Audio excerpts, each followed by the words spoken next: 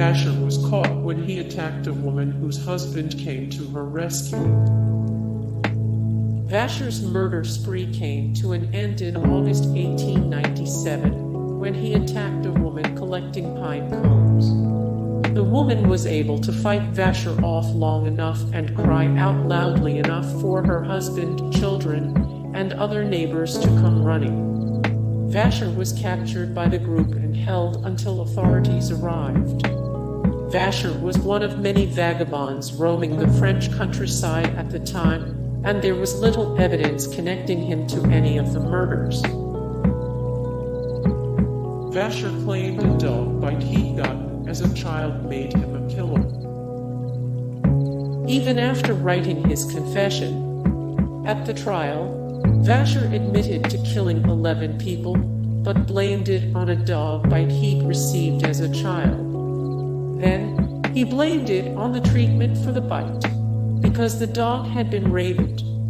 The defense claimed that Vacher's insanity took away his responsibility for the crimes and went on to cite his previous attempts to kill Barrett, his attempts on his own life, and his time in asylums as examples of his poor mental health. During the trial, Vacher seemed to continue this effort, making motions of throat-slitting during testimonies against him. At one point, he cried out, "Glory to Jesus! Long live Joan of Arc! Glory to the great martyr of our time! Glory to the great Savior!"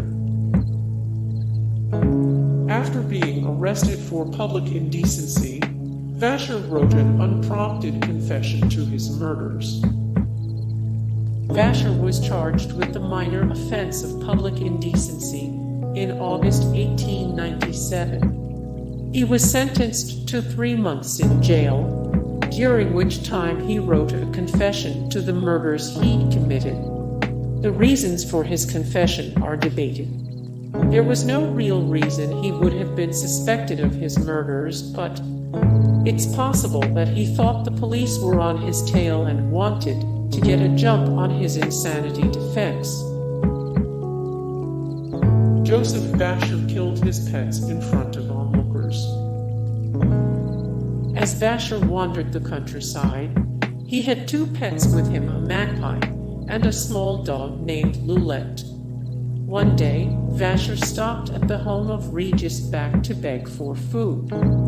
Back gave Vacher some stew, which Vacher tried to share with his dog. The dog turned away from the offering. Vacher reportedly said, "If you don't want to eat it, I will kill you." He then clubbed the dog over the head. After that, he continued with his brutality and killed the bird as well. Back was horrified but gave Vacher a shovel so he could bury both pets. He killed mostly farmers and shepherds in the French countryside. Vacher got out of the St. Robert Asylum on April 1, 1894.